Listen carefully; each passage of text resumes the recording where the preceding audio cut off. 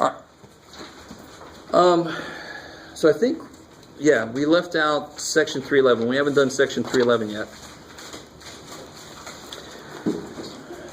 And I want to go a little quickly through 311. 311 introduces hyperbolic functions, and really the reason I put it in here is just so you know they exist. Truly. I'm not going to make you memorize the derivative formulas. There are inverse hyperbolic trigonometric functions. I'm not going to make you memorize those either. But so basically this section's homework is just getting used to the functions and how they work and what the hell they are and the fact that they exist. For example, if you ever been in St. Louis, saw the Gateway Arch, they actually designed that to match hyperbolic function. So it's kind of cool. Does that make it extra durable or something? Well, actually part of it does make it kind of withstand some things better. But overall, no. You could have made the same thing in a different shape. So what are the hyperbolic functions? So again, this is section 311.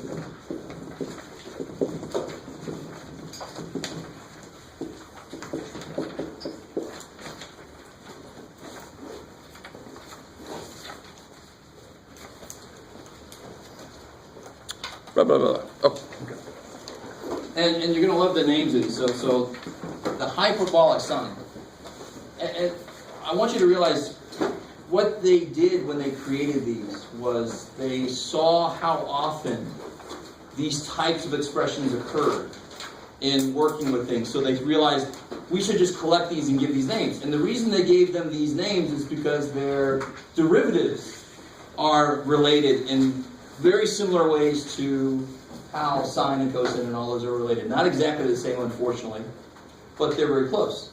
Also, the fact that, I think I told you before, sine and cosine are related to the circle, and in very similar ways, sinh and cosh are related to hyperbolas. Yeah. So this is called sinh. So I always think of it like sinh, but put an S in there so you remember that sinh. So sinh is defined to be e to the negative x. No, I forgot what it was. Yeah, minus e to the negative x over 2 cosh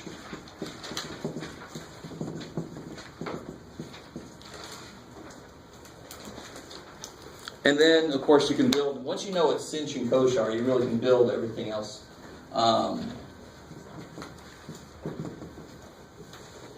Tangent, which actually you don't hear them much. Mostly people say hyperbolic tangent, but I'm like, why not just keep going? If you're going to say sinh, you might as well say freaking tangent. Oh. So what would that be, just looking at what I have up here? What would you think that would be defined as? Yeah, it's going to be sinh over cosh. Basically, the 2's are going to cancel, right? So, all they write, they're very lazy. You're going to look, they just say e. Sinh over cosh, but it's going to be e to the x minus e to the negative x over e to the x plus e to the negative x. Right, and then the other ones get a little bit difficult to say if you want to continue with the cosec. And then you just basically give it up. But it's just going to be this thing reversed, this thing around, and that's nice. So once you know these two, you basically know all of them. Cool. And then they're going to make you prove some derivative identities. And that's all. You just apply. So if I wanted to make you prove or just see what this guy's derivative is, go ahead and do that.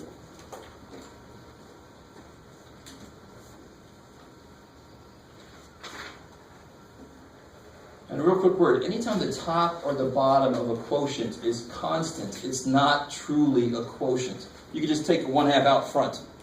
Right? Don't bring quotient rule into this. Doesn't need to be there. You guys with me? It'd be 1/2 e to the x minus e to the negative. That's take that guy's derivative.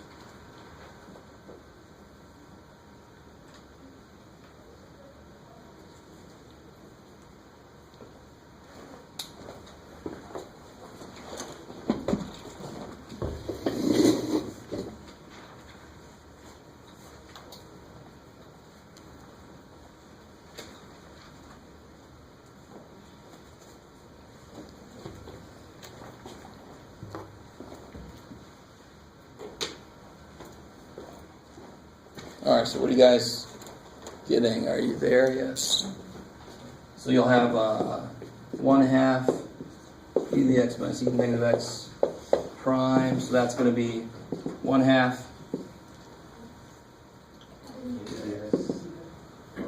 plus. Good, because the chain rule will have a -1 come down, so plus. And of course that is cosh. So unlike sine and cosine, sinh and cosh are actually, the derivatives are directly related. They're not the negative of one of them. So the derivatives are not perfect, but they're close enough that they said, what the hell? Okay, so you guys semi with me here? So I could ask you to do any derivative that I really felt like doing. To do tangent's derivative, I would not work on this unless somebody told me to. I would just say, well, that's actually sinh over cosh. And because I know both of these guys' derivatives, what would cosh's derivative be, of course? You can kind of see it very quickly. Here the negative would come down, so it's going to be sinh. Right, so they are each other's derivative. Right? Aw. So that's what would make this. Now go ahead and find tangent's derivative.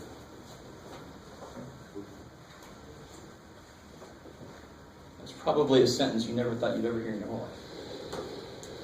Find tangent's derivative.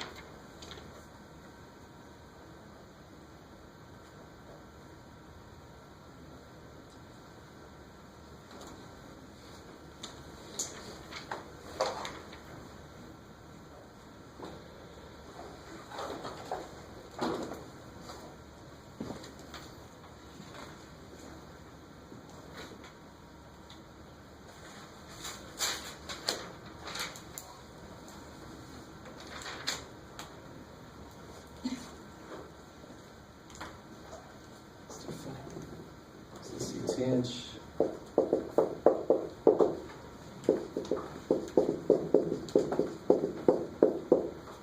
So to do this derivative, now that is a quotient. You could always bring that up, and I like that some of you guys are doing that as much as I did as a student.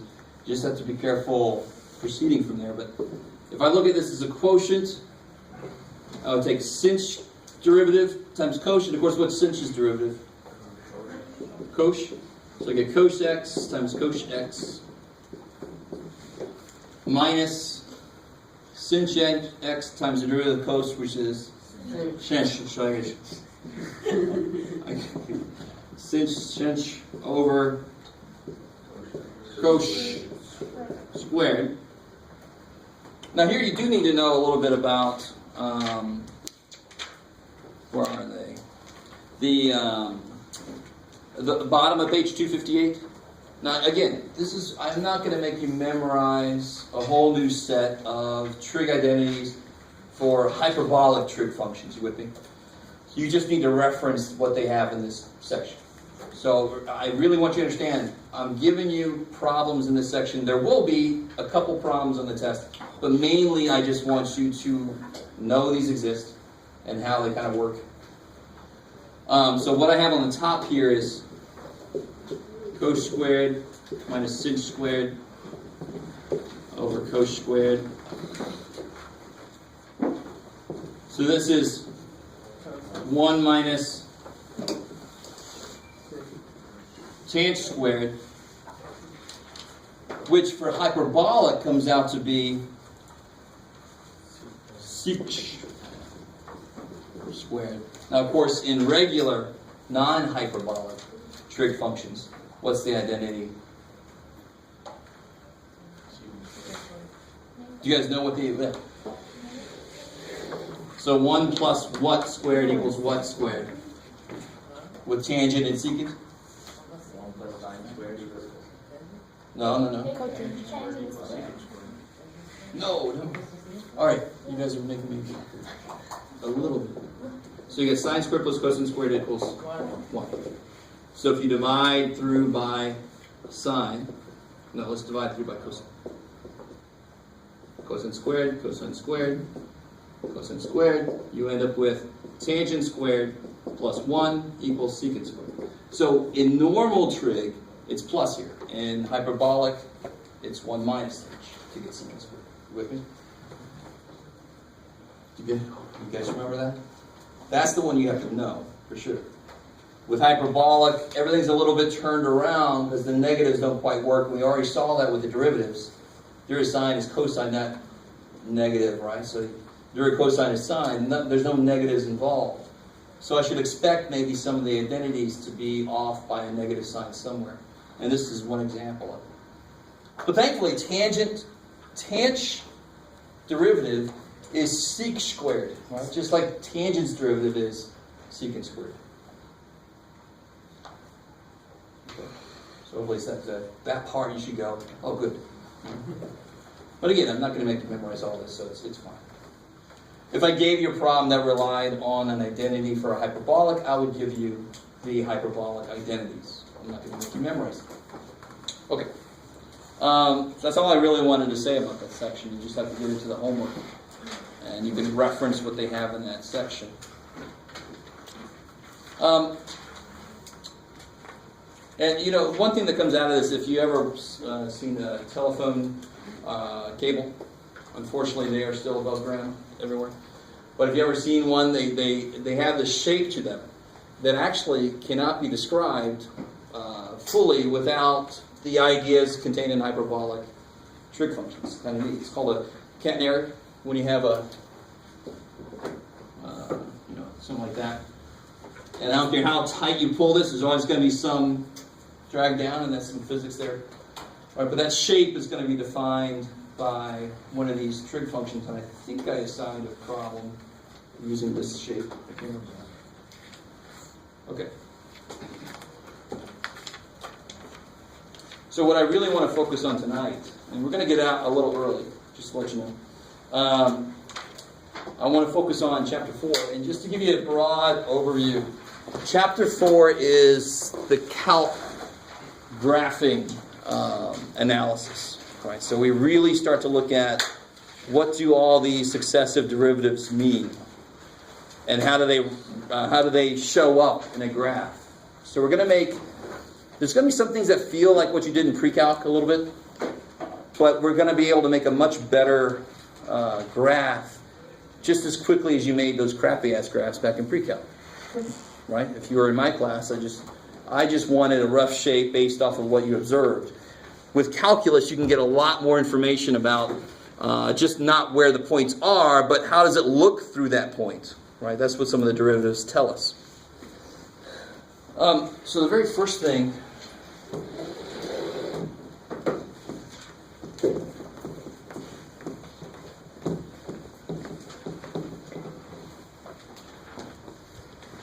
in section 4.1. So there's a difference between absolute. Did they use the word? Please tell me again. Yes, good. Well, close enough. Absolute extrema versus local extrema. So the word extrema just really means max and min.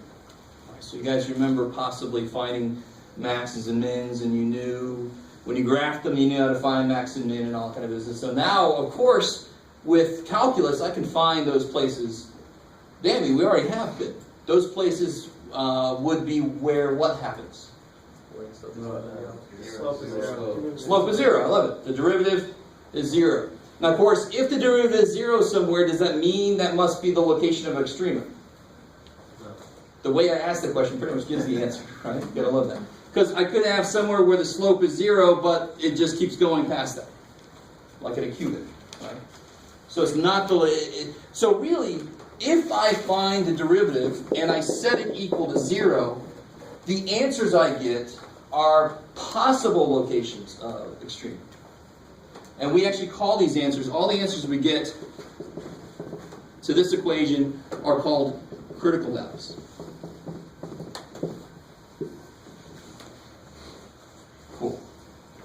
makes sense. Those wouldn't be local extremes? Yeah, so I haven't talked about the difference between these two. I'm just kind of giving us what we've done already and then getting into the difference between these two. So we've done this already. We've done find where the tangent line is horizontal, and we talked about how that relates to the location of, for example, we redid the x equal negative b over 2a very quickly using calculus. Calculus just eats that problem up. All right? So what is the difference between these two then? These would be, like you said, these would be local extrema, possibly absolute extrema. But what do you think the main difference is between these two? One's smaller than the other. Okay. One is not the absolute. Well, I like that. One is not the other one, and the other one is not the first one. one is not the absolute highest. So of course here, where would the absolute maximum be? So this is what you guys are saying. So that's kind of, well, duh, Jeff.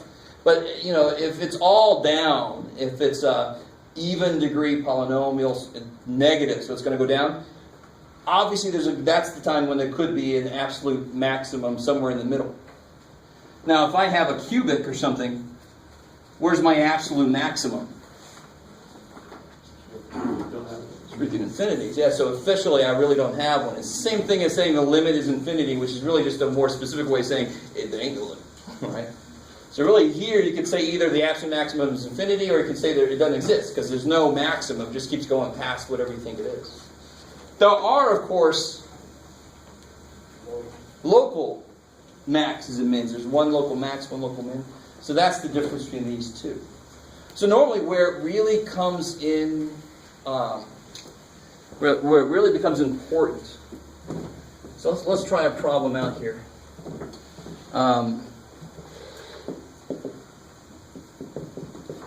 Let's see. Instead of making one up out of nowhere. Yeah, perfect.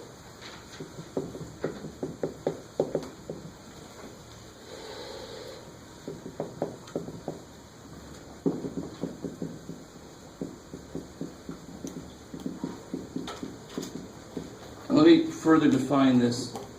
The domain of this is 1 to 4, negative 1 to 4. Sorry. Find all relevant critical values. All right, so if you find a critical value of 5, obviously that's not relevant.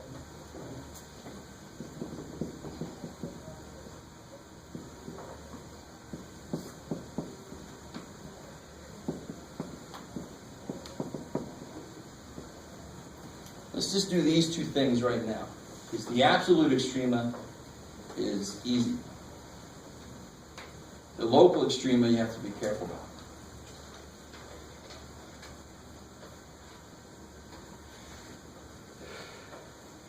So the first part is old news. We just didn't call it critical values. But if you want to put it in the language of what we did before, that's just the location where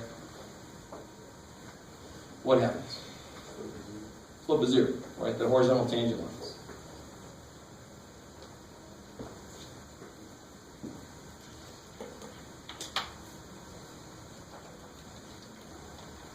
So are extrema the same thing as mins and maxes? Exactly. So absolute extrema are the absolute biggest and smallest, and local are all what we used to call just maxes and mins and pre-calc. Yeah. So you set the derivative equal to 0? Exactly. Right.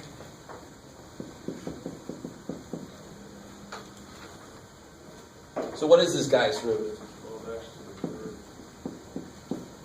minus 48. Say 36. Do you set each piece? Is that what you kind of want to multiple? You gotta be careful now. Now, this is where you start to realize how whenever you learn something new, it's not entirely new in its own right. It adds a new first step very often. This step is Math 9. This step is how do you solve that equation. And of course, how do you solve that equation? You have to, Group it? Or well, factor it. In this case, there's only 3 terms. Right? you got names? Take out 12x.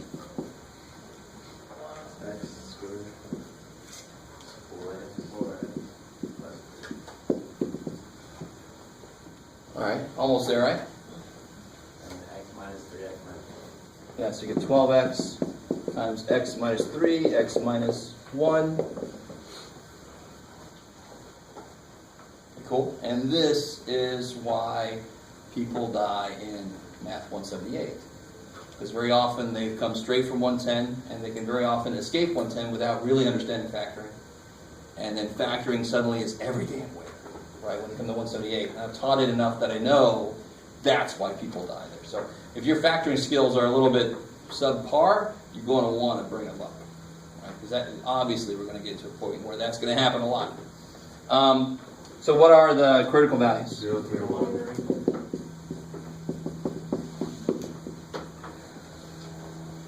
Now, those spots are where what happens? So if it's 0, now go further. Possibly, right? So I'm trying to trick you. It's where it might be a max or a min. So those are candidates for maxes and mins. It might do like the cubic does and say, and not actually turn around. So that's why I wanted to first do this. This is the easy question. Here's how you do absolute extrema. Where could the extrema occur? Obviously at any critical value, right? And are all the critical values inside? Yes. If I would have set up to 2 here, we could have thrown 3 out. But all the critical values occur in our domain. Where else could this possibly have an extrema, a max or a min? -1. At the endpoints. I love it. So it could be like a cubic where if I don't take the domain far enough, maybe that's not as big as that. But then if I do, now that's bigger than that. So I have to check the endpoints and the critical values. And the reason it's so easy is you just check the values. Who's the biggest? Who's the smallest? Done.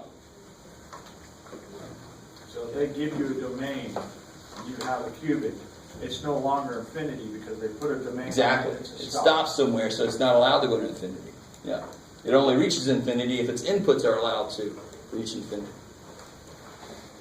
So all I have to do now, and this is of course where I was saying before, I always get somebody do this f of 0 and they plug it in here and they get 0 and they get 0 and they get 0, and of course what mistake are they making? You got to plug it into the function. Not I know the slope is 0 there. That's where I got the damn thing from, right? So be careful. You got to plug that into the. I want to know the value is there, not what direction it's headed. I know it's flat there. I want to know how high or low is it there. That's what this dude tells me. So if I plug a 0 in, of course I get, in this case, I get 0. So you would have been safe there if you want to make that mistake. Well, what about at 1? Oh, so you plug that a 0 back into the original? To the function, because this tells me the slope, so I found the points where the slope is 0, where the slope is horizontal, the tangent line is horizontal. To see which one is biggest and smallest, I've got to see what the value is at those points. So I've got to plug it back into the original function. And you just so happen to get 0? It's just happening, because they all have x's in them, right? Yeah. Cool. So f of 1, 5, and f of 3,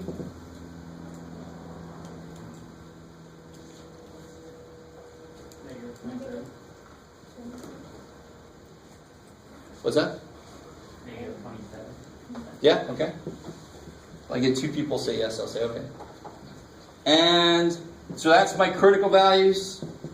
And now I check my endpoints. F of -1 is something or other.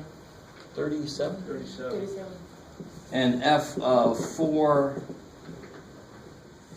is whatever the hell it is.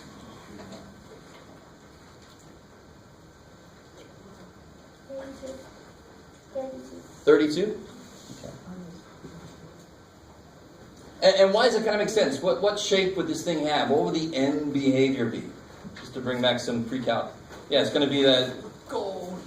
So it kind of makes sense that at -1 and 4, outside of where all the turning points might possibly be, it's going to be, both of them are going to be pointing up. At least the domain took me far enough, so I was way up there. So what is my absolute max? Yeah, the absolute max. What is the absolute max? 37. It occurs where? At 1. I like it. So 37 at x equal -1. What is the absolute min? Yeah, -27.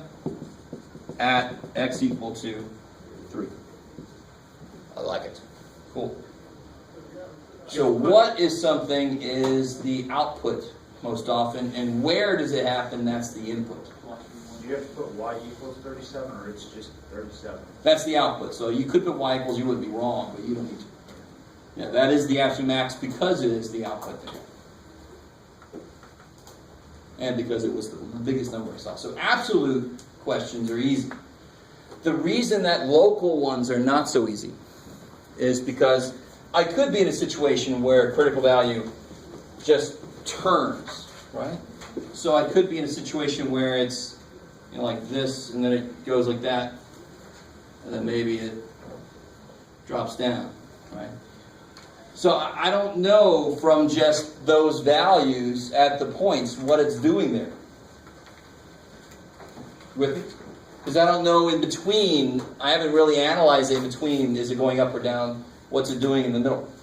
Now probably there's a lot more to it than that, because obviously in between 1 and 3, for example, it must be decreasing, and actually it's got to be decreasing at a, not a constant rate, but it can't, from 1 at 5 to 3 at negative 27. Gotta be decreasing really fast. What cannot happen in the middle? I can have almost anything happen in the middle except it can't like even out. Because otherwise that would have been a critical value. I would have found it, right? Well, that's a little deeper than I wanted to get, but that's true. But when I want to find a local,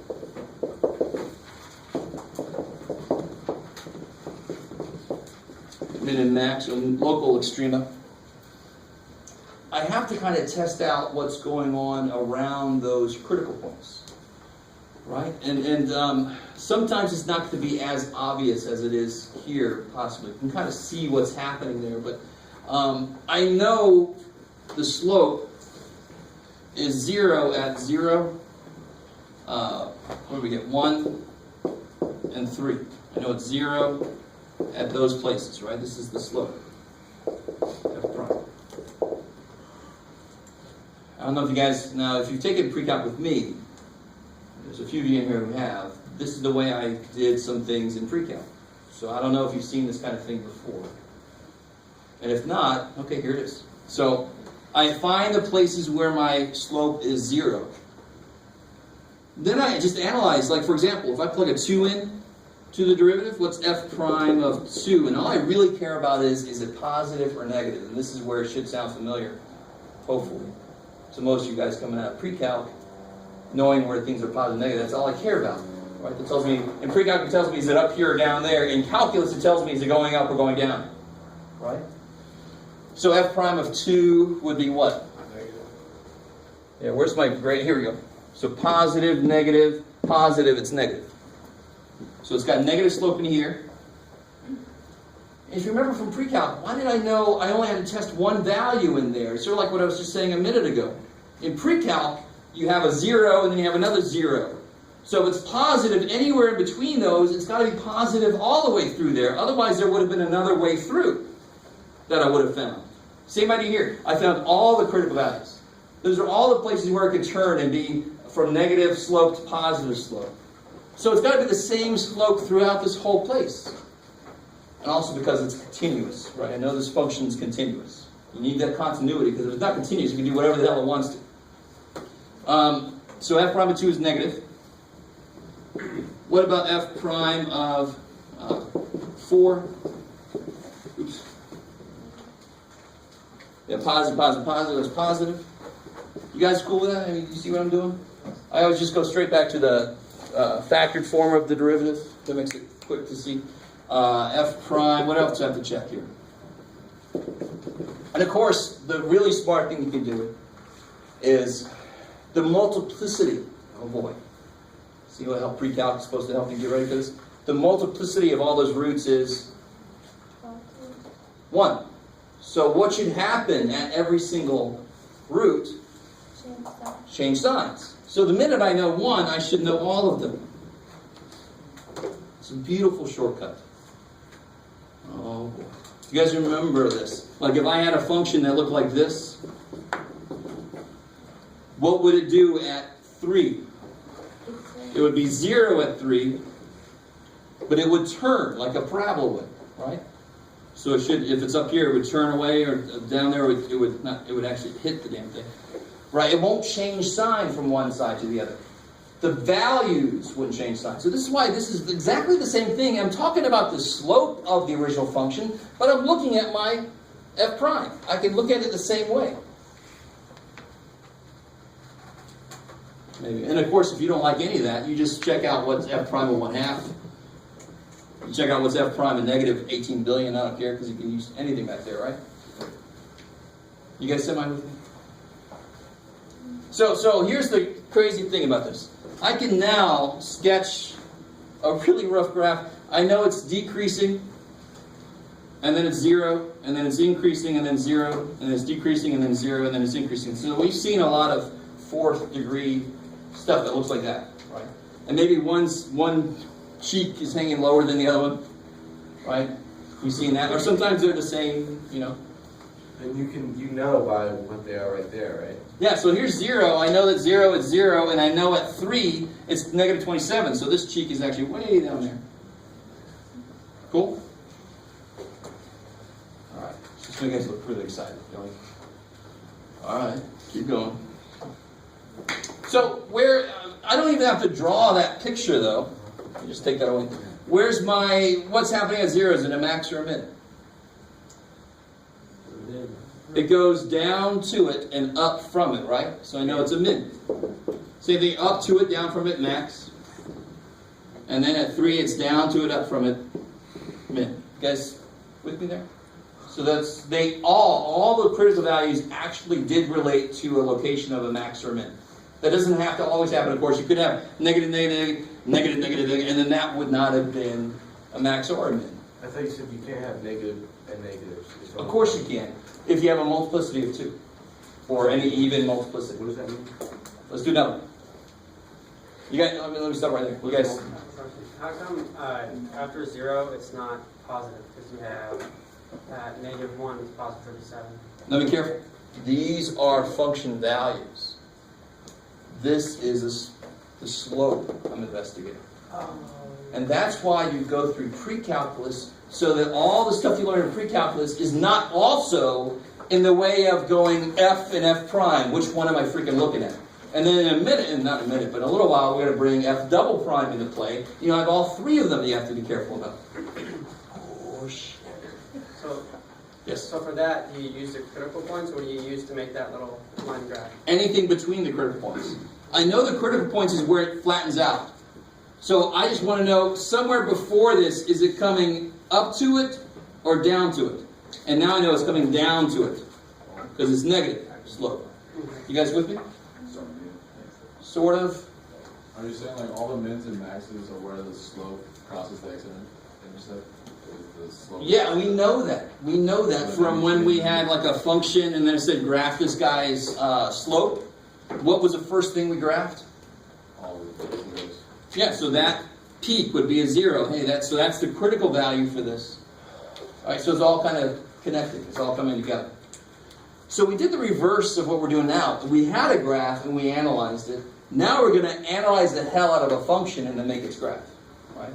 And I love it. Some students are always like, "The calculator does that." You know. Of course, we have to internalize a lot of this stuff, so we don't have to rely on stuff like that. But yeah. I thought what does the multiplicity mean? Okay, so I wanted to do another example. Real quick, I want to finish this out though. So the local mins are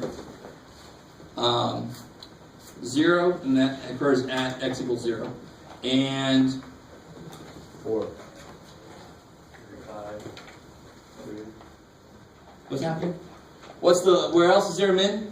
3, 1, 3. There's a min at x equal to 3, and what's the value at x equal to 3? Negative. Yeah, we've already figured it out. Yeah, negative 27. And the local max is what? Yeah. -1, 3, something. That's the absolute max. 5. What's the local max? 5. Yeah, the local max is 5. I like it at X equals x equal to 1. Are you guys with me? I know the x equals 0, x equals 3. Those are mins. We identified those. And I know that 1 is a max. So when I say what is the local min? 0 and negative 27.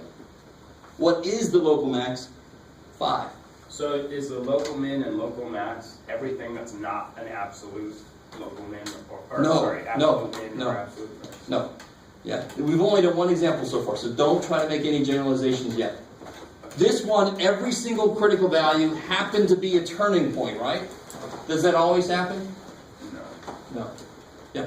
So you have local min as 0 and negative 27, but the absolute min is negative 27 and 3 also. So an absolute is also, can also Could be- also be, yeah. And look at what's going on. I really don't make too much of this. The absolute extrema includes the possibility of places that aren't even freaking critical numbers because they're the endpoints, right? So if I have a cubic, or, some odd, I got a ton of possible local, but if it's defined like this, that guy kills all of them and that guy kills all of those. I mean, you see what I'm saying? So these would all be local maxes and mins. There might even be a tie, right? But it doesn't matter. They're all local maxes and mins. You with me? But none of them would be absolute in this case because the endpoints trump all of them, right? So now what if you were to take the leg on the right, draw it down? All right, so then in that case, like And then this. Just make one cheek higher Oops. in the middle. Let me see, let me do this. So now this would be, So now that would be both that's the local the and absolute max, and it is a local max. So don't try to make generalizations with any of that. It's just absolute max and min are easy. It's just where the absolute highest and lowest are. And they could be a local max or min, right? When can they Like be- somebody wins a local tournament and then goes on to win the world, right? So the winner of the world could be a local winner or it could be somewhere else. Yeah. When can the absolute be a local when it's around? In this case, because there's nothing else that's higher than this. I mean, don't try to figure out ahead of time when I can know this kind of thing. It's just what happens, right? When I do the absolute, when I look at the absolute, what would happen in this problem when I look at the absolute max and min? I would find all these critical points, right? I would find all those critical points. You with me? So this is A, B, C, D, E. Oops, one more. F, and then one more. G. And then I have these endpoints, H and I. And all I do is, what's F of H? What's F of A? What's F of B? And then I look at what's the biggest and smallest number. Who cares at that point for absolute? Who cares what's going on there, really? If all I need is an absolute max or min, that's it. I just want to see who wins, period. Local maxes and mins are a little bit harder because I didn't draw an example of this up here, but if I had one that kind of went like this, so right there, That's a local. that would not be a local max or a min. It flattens out for a second and then it keeps going up. It's not a max or a min. You with me? But is it still a critical point? Still a critical point. Critical points are all the places where the horizontal tangent line exists. So they are all candidates for maxes and mins. We just don't know if it's doing this or if it really is turning. Is it going, I'm going to turn, no I'm not, or is it really actually following through, right? So it's really easy to make too much of some things. This one, try not to make too much of this. It's actually pretty straightforward. It's just new. And that's where people normally go, well, yeah, dude, you teach this shit, haven't you? I forgot what. Oh yeah, one more example. That's more like showing some multiplicity that's different. Blah blah blah blah blah blah blah blah blah blah blah blah. Well, let me create one.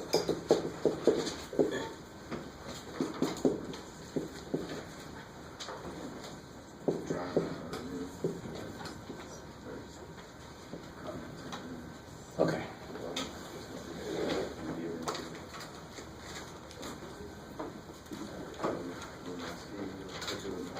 So, same kind of things. I want to find all the critical values.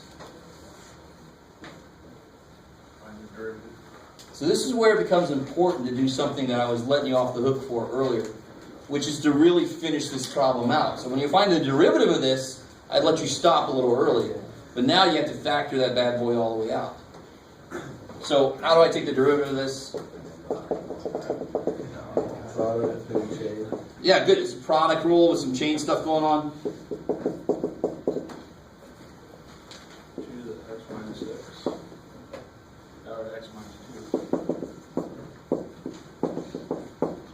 And the inside's just a 1 there, right? So it's not, the chain rule wouldn't have anything show up.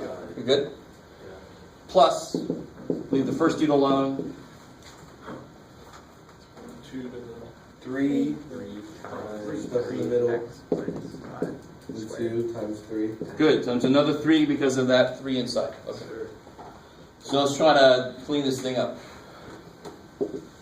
First thing I do is just take it out of the way. I can take the common stuff. The 6, 2 and 3. I don't see a 6 anywhere. So So be careful. x minus 2 Yeah, so I can take an x minus 2 out. times take a 3x minus 5 for the second. Good. Times 2.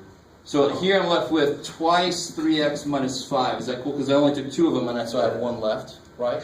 This is the kind of problem that what I'm doing so far should be no problem, right? This shouldn't be a problem. Plus, This starts with the second, right? Next oh yeah, second. I don't know why. Thank you. So what's left here? 9. 9. Yeah. So I got the 9. I got 1 x minus 2 left, You got another 3x to the base. and that's gone. So I got x minus 2, 3x minus 5 squared, and then I have 6x plus 9x, 15x minus 10 minus 18 minus 28. Is that cool? Finished up. Right, just distribute, get your like terms together, you should be able to. She's out. So what are my critical values? 2 x equals 2. 28 15ths. Yeah, 28, 15, so like, cool. All right. Bruce.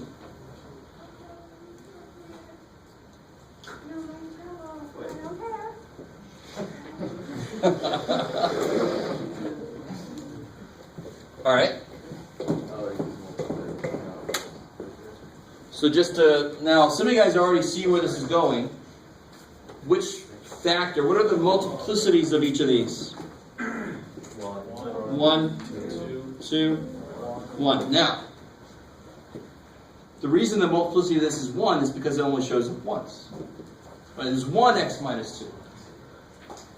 How many 3x minus 5s are there? 2 of them. So you actually have 2 of these. So the very original problem was a degree what? Degree 5. So my derivative is actually at the end going to be a degree 4, right? Does that make sense? I always know that's going to happen. This would be a 5th degree. This should be a 4th degree. Whatever the hell all the other crap is, all the coefficients. Who cares? 4th degree. So how many answers should it have when I said it equals 0? 4. So I got 1, 2, 3, but one of them shows up twice. That's really all the multiplicity is completing that idea. I have to have 4 answers. I only have 3 listed, but that's because one of them shows up twice.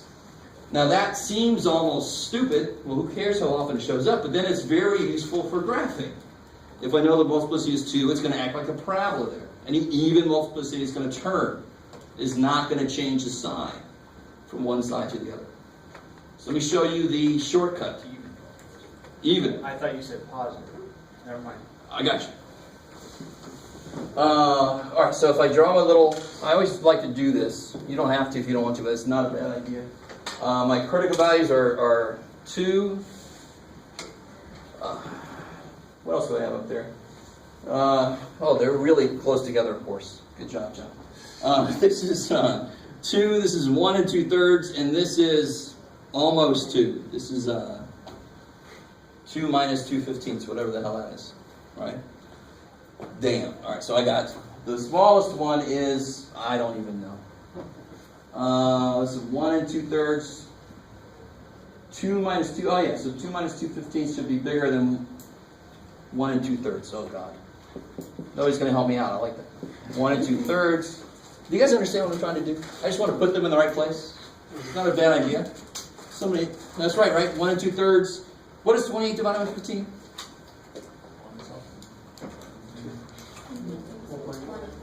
Good, which is bigger than 1.660. Right, so that's, all right, so that's 1 2/3, 28/15, and then 2. And who cares about scale? Scale can just Die. yeah. Okay. As long as you got them in the right order, that's what matters. Scale doesn't really matter. What's the F above the line? Yeah, is that a Z? or- That's a Z. Sorry, it stands for zero slope, right? That's a Z for 0. Later, we'll actually have some that have U, because you could have undefined slopes in certain cases. But it's still the same idea of checking both sides. So since I know the multiplicity, I should be able to do this relatively quickly, and I always plug in 0 if I can, if it's not one of my zeros. So if I plug in a 0 to this, do I get positive or negative? Not that, sorry. My slope. So I'm investigating my slope. So you always have to kind of force yourself to be aware of what you're doing, like I just did. I want to investigate my slope around those points. So if I plug a 0 in, here's the best form. Like negative 28? I get negative times positive times negative. 23. So I get negative times positive times negative. Positive. Right? And again, let's see if this is matching up with what I expect. Yes. So this is what degree? 5th degree. Right? So what should the end behavior be? Should be like that. So my slope back here should be increasing. And that's what we just figured out. Right? Of course, people, when you think about that, you might think, but it's down there, Jeff. I don't care where the function is. Slope is where is it going. Since it's going up, that's positive. It matches so far. Thank God. Now, I should not have to plug any more values in, because they know all the multiplicities. So at 1 2/3, it's a 2nd degree. So it should turn. It should not change sign. Right? So here it's going to actually do, at 1 2/3, it's going to turn. All right, let me just stop right there. Thank God I don't have to plug points in, because I really don't want to figure out between 1 2/3 and 20/15. I could, but I don't want to. Are you guys cool with that? 1 2/3 has an even multiplicity, therefore it's not going to change signs around it. If it's positive slope on the one side, it's going to be positive on the other side. Which means, what's happening at 1 2/3? Is it a local max or a min? Neither. Good. I like that. The answer is nothing you just said, Jeff, because it's going to increase and then keep increasing. So it did not turn there, did it? So another name for local maxes and mins are, of course, turning points. So you actually have to turn there. So that, what you got to be careful about, and this is where you always have the F prime and the F. So I know a lot of you guys are going to be like, you just freaking said, Jeff, that this stupid thing is a turning point. It's a turning point for the slope. You with me? It stays positive on both sides. So the original function would be increasing. It gets to 1 2/3, then it kind of takes a rest, and then it keeps increasing. So that is not a max or min. It is not a turning point for the values of the function. Right? Okay, maybe. All right. At 28/15. Now the other ones are odd multiplicities, so they should change signs. Why did you start off positive? Because we plugged a 0 in. So when we looked at f prime as 0,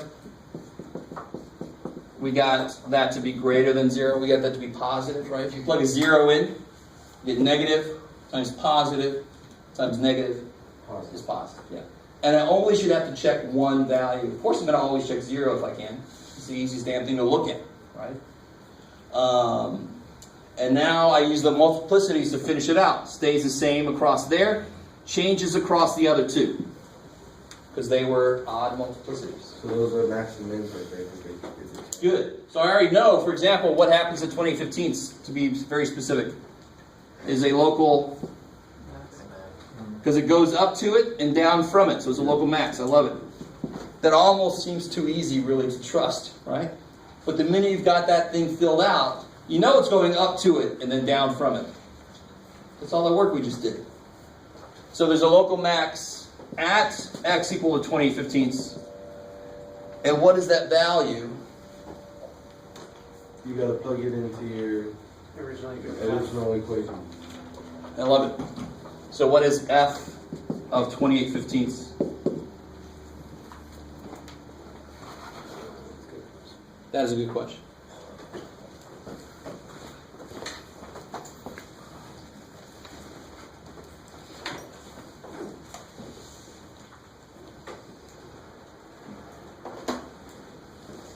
Or is it here? Oh. Yeah. That ain't gonna happen. 0.00384. Or if you want a fraction, 12 over 3,125. So 0.00. 38 or more. Point. Okay. Positive? Yeah. 0, 0. Okay. Oh, 0. Yeah. Gotcha. So, are you guys, other people doing that, getting the same thing? Or everybody's like, that sounded okay. All right. And then what about at 2? Of course, it's going down to it and then coming back up from it, so that must be a min. So at x equals to 2, what is the local min? F of 2, that's a little bit easier. 0. So the reason I'm pulling this guy up is just to kind of tie it together with stuff we've already done, which is just look at the actual function itself. Response. Stay with me now. Graph the function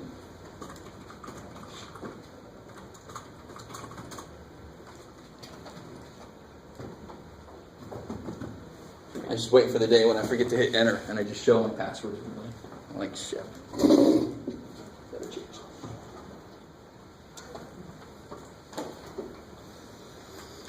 So for those of you with calculators that you don't need to wait to be booted, if you graph this thing, find the max and min, right?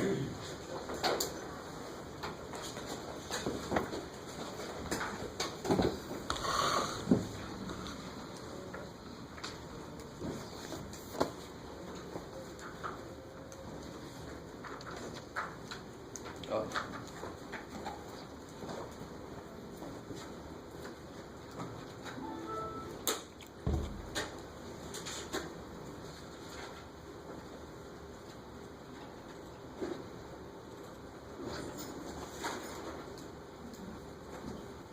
Oops. Okay. Clear. What do we got here? X minus 2 squared.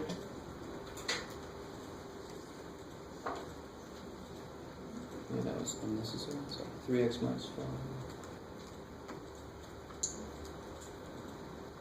Cubed. Oh crap. My window is who knows what. Oh, okay.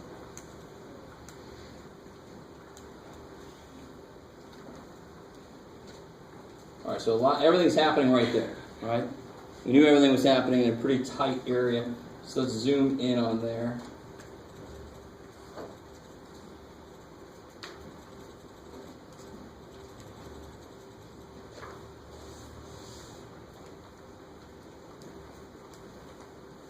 Wow. And of course we already know that the max is going to be stupid small, so let's continue zooming in.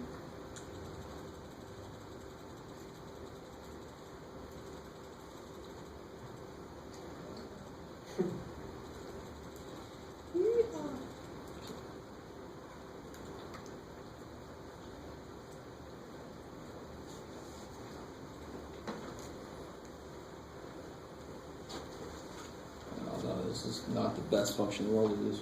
let's look at our window here real quick. Y, it's got to be on a really tight scale, 0.05 maybe, so 0.05. Let's see what happens here. There we go. Yay. And what's nice, I mean, that would be a horrendous function to give somebody and just say, graph this and find all the maxes and mins. You'd have no freaking clue that that was there, right? So this ends up being a really great example of how the calculator would fail you if you were just using it by itself. We found that the max existed and we found its value. There was no way, if we never did any of this, that we would know a max was even there. Are you with me?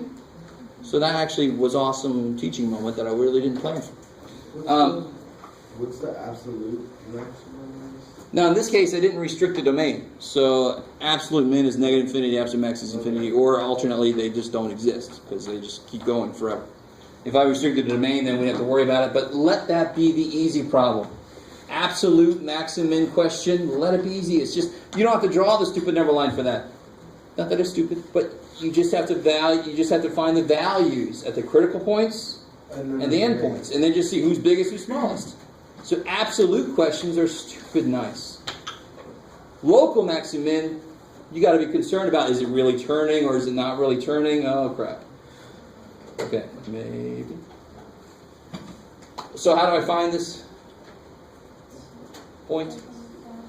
Did you guys, I don't know if you guys followed along, if you have another way, are you all able to get to something like this? Right? In fact, yours might even be better. But I do second calc max. And then I'm already to the left of it. And I go to the, okay, so it's right of it, and then I take a guess. So there we go.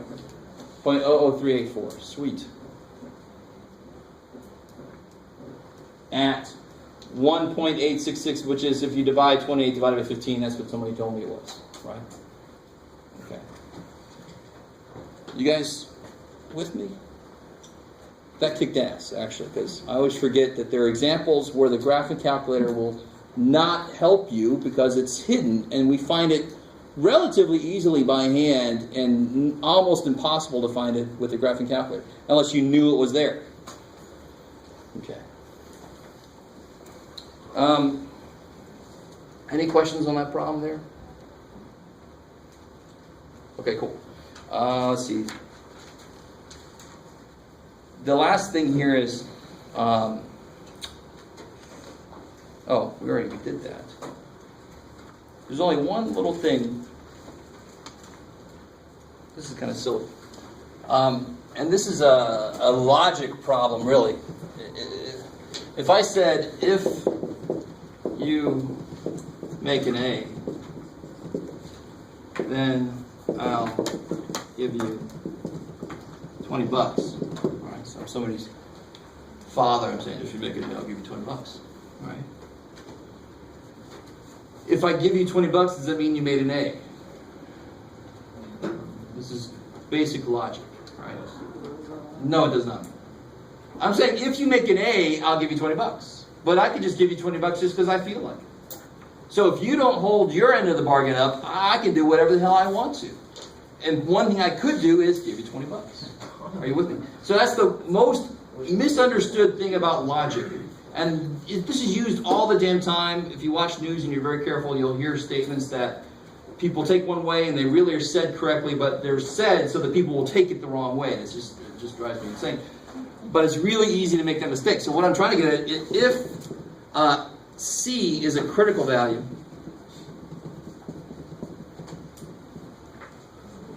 can I say then it's a max or a min? No. So, but I could say if at x equal to C, I have a max or a min, then f prime of C must be 0, and C is a critical value. So the mistake people make is they turn this around when you're not allowed to. You can't say if it's a critical value, then it's a max or a min. So they try to make that point in the book. So if you're reading the book, I wanted to be really clear that you understand you can't turn that statement around and have it still be true. If f prime of c is 0, that means c is a critical value, but that does not mean that it has to be max or min. I've kind of made that point in several different ways. But when you read the book, you see this, and your brain says, oh, it works the other way too. No, yeah. What's the example where a critical value isn't a max or a min? We had one just now. It was right there. Oh, yeah. Exactly. And that's why I did it for you. It just stayed positive? Exactly. It was going up, and then it kept going up. Yeah, okay. It didn't really turn. So critical value, to be a max or min, it actually has to be a true turning It point. has to change. That was not, it was cubic through that point, really. You kind of went, no. Okay. So anytime it has two multiples, it'll always be not, if it's An critical even value, multiplicity. yeah, even, it'll never If the be- slopes, if the roots you get from the slope, if any of them have an even multiplicity, they will not end up being a max or min. Definitely, yeah. But doesn't, at least the way it looks right there, like where the cursor is, it looks like the slope goes down again before it goes. Oh yeah, definitely. And that was here. That was our min. Oh, So I could do the min on that also, and it would show that, right? If I did the but then wouldn't that, so where the cursor is at right now is not, is the max. oh, it is. It is the max. Yes, the 0.00384 that we found here. Oh, yeah, okay. But then I could do the left and right and find the min, and it would be the 2, 0. That's only the local max. Exactly. It's the local max, local min. And right here is where Right. 1 2/3 is right here, and that's where it's flat, and then it goes up a little bit. So it doesn't really turn there. Right? And if I play my calculator a little more.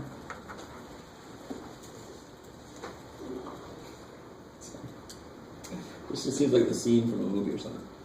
And then if you draw a box around the graph, you'll see. I wanted this to maybe be a little clearer. Yeah, now that's definitely clear. Yeah. So you can definitely see the min at 2. You can definitely see the max at 28/15. And this is the part that's how the calculator represents. It kind of flattens out. It doesn't flatten out for any interval. It can't. Well, it could, but here it doesn't. I mean, at no point is it just horizontal. Just for that split instant at, I forgot now. Where? Oh, 1 2/3. And why couldn't it possibly just be flat throughout? What should we have found here? Why can't it do what it looks like? It looks like it's flat through the whole interval. The slope should have been 0 on that whole interval then. I should have seen that somehow. But it's only 0 at those 3 places. So only at, I keep forgetting, 1 2/3 is it truly flat, right? It gets stupid close to flat everywhere else. But it's only truly flat at 1 2/3. Okay, maybe. That is really, really overanalyzing. Okay, I think I hit everything there. Yep. Cool.